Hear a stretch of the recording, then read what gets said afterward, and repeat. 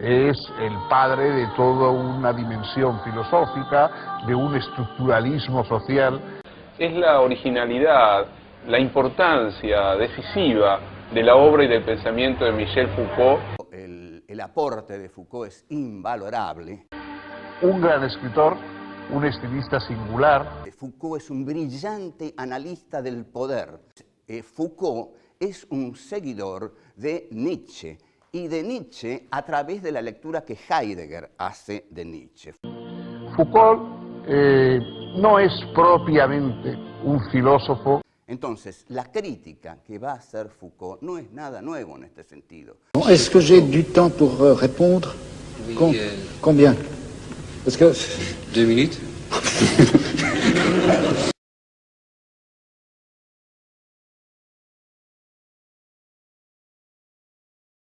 À vrai dire, je ne suis pas philosophe, je ne fais pas de la philosophie dans ce que je fais. Et j'aurais à me nommer, à me donner une étiquette, à dire quel je suis, j'avoue que je serais terriblement embarrassé. Je ne pose pas la question de qu'est-ce que c'est que connaître. Mon problème n'est pas de savoir si les discours scientifiques sont vrais ou pas, s'ils ont rapport à une objectivité ou non, s'il faut les considérer comme simplement cohérents ou seulement commodes, s'ils sont l'expression d'une réalité extérieure. Tout ça, ce ne sont pas mes questions. Je dirais que je fais l'histoire des problématisations, c'est-à-dire l'histoire de la manière dont les choses font problème.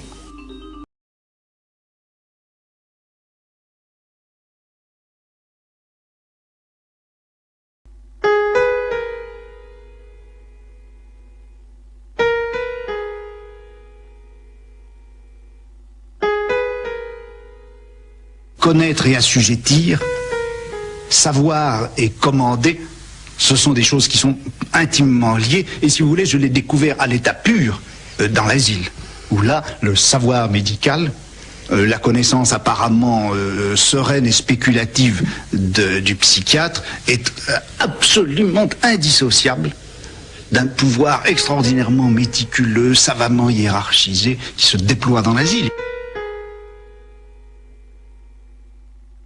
Le mot qui me paraît le plus perfide, c'est pas le mot fou. Le mot que je redoute, moi, c'est malade mental.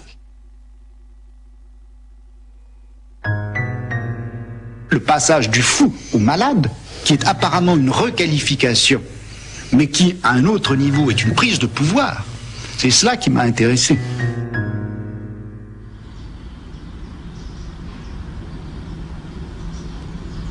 Dans son fonctionnement ou dans son propos, l'hôpital général ne s'apparente à aucune idée médicale. Il est une instance de l'ordre monarchique et bourgeois, qui s'organise en France à cette même époque. Le classicisme a inventé l'internement, un peu comme le Moyen-Âge, la ségrégation de lépreux. La place laissée vide par ceci a été occupée par des personnages nouveaux dans le monde européen. Ce sont les internés.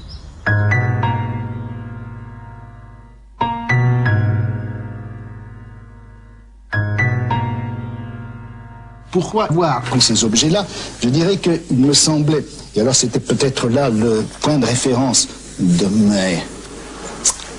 mon cheminement ou de mon piétinement, qui était au fond la question des expériences limites. Ces formes d'expériences qui, au lieu d'être considérées comme centraux, d'être valorisées positivement dans une société, sont considérées comme les expériences limites, les expériences frontières, à partir de quoi est remis en question cela même qui est considéré d'ordinaire comme acceptable. Oui.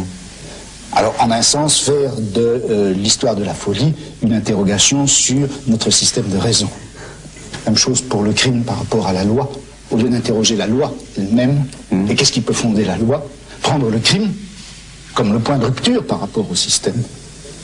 Et prendre ce point de vue-là pour interroger qu'est-ce que c'est donc la loi. Prendre la prison comme ce qui doit nous éclairer sur ce que c'est que le système pénal, plutôt que de prendre le système pénal, de l'interroger de l'intérieur, de savoir comment il s'est fondé, comment il se fonde et se justifie, pour en déduire ensuite ce qu'a été la prison.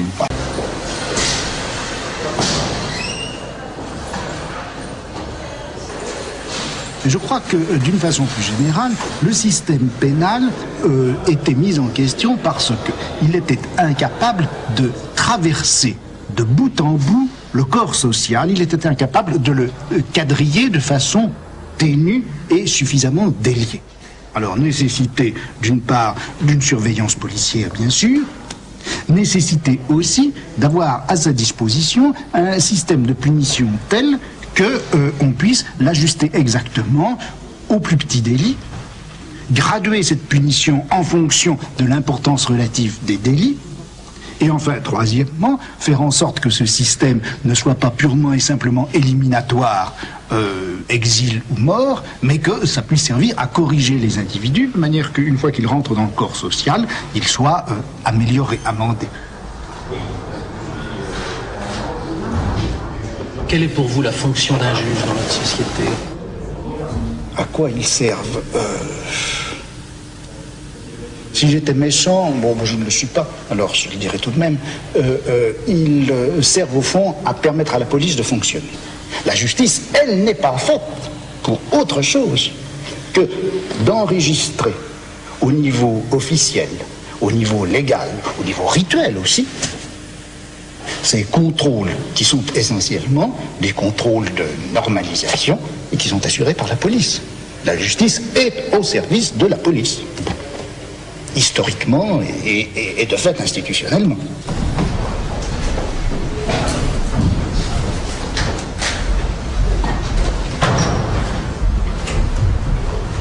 L'audience est ouverte, vous pouvez vous asseoir.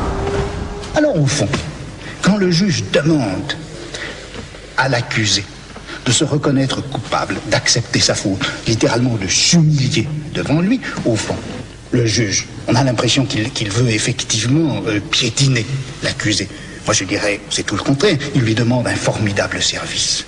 Il demande à l'accusé de lui dire au fond ceci: eh bien oui, monsieur le juge, ce n'est pas tellement vous qui jugez, c'est la société tout entière, c'est cette société à laquelle j'appartiens, et par conséquent, si je réclame ma peine, c'est donc moi qui me punis moi-même, et ce n'est pas vous.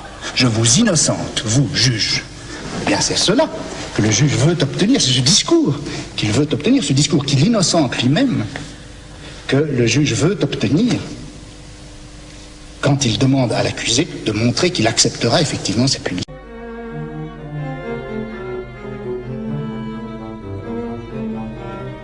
Ce que j'ai voulu faire, c'est de montrer combien finalement cette adéquation, pour nous si claire et simple, de la peine avec la privation de liberté, c'est en réalité quelque chose de récent.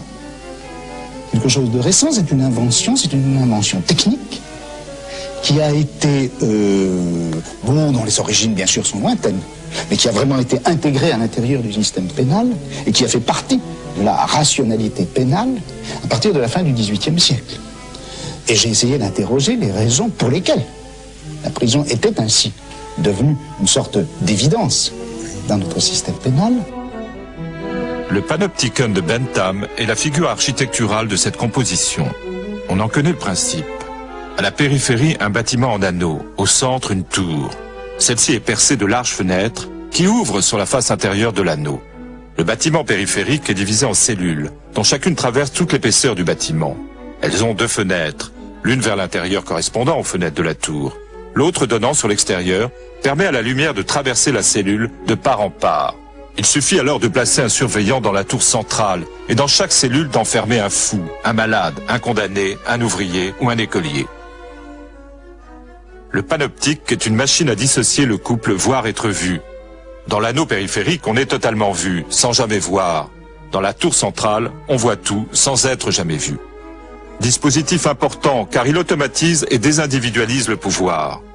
Esta relación que el poder establece con el detenido o con el hombre al que ha confinado en el manicomio es claramente una relación de exclusión.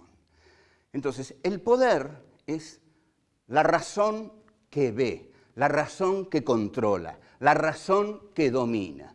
Bueno, esta razón que controla, que ve, que domina, que instrumenta a los hombres, esta razón que incluso Atención a esto, que es muy fascinante en Foucault, que incluso desarrolla las ciencias humanas, no para conocer al hombre, sino para conocerlo y dominarlo mejor.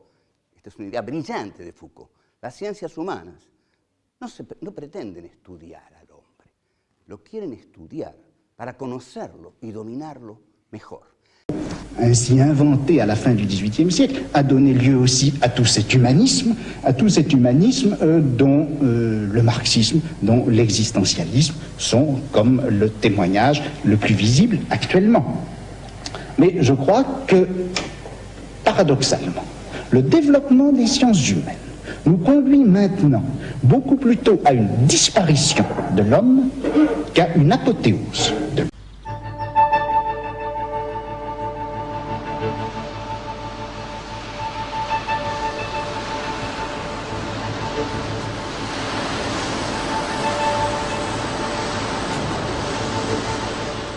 La mise en série des activités successives permet tout un investissement de la durée par le pouvoir. Possibilité d'un contrôle détaillé, d'une intervention ponctuelle, de différenciation, de correction, de châtiment, d'élimination en chaque moment du temps. Possibilité de caractériser, donc d'utiliser les individus selon le niveau qui est le leur dans les séries qu'ils parcourent. Possibilité de cumuler le temps et l'activité, de les retrouver totalisés et utilisables dans un résultat dernier, qui est la capacité finale d'un individu. On ramasse la dispersion temporelle pour en faire un profit et on garde la maîtrise d'une durée qui échappe. Le pouvoir s'articule directement sur le temps, il en assure le contrôle et en garantit l'usage. D'un mot, les disciplines sont l'ensemble des minuscules inventions techniques qui ont permis de faire croître la grandeur utile des multiplicités en faisant décroître les inconvénients du pouvoir qui, pour les rendre justement utiles, doit les régir. Une multiplicité, que ce soit un atelier ou une nation, une armée ou une école, atteint le seuil de la discipline lorsque le rapport de l'un à l'autre devient favorable.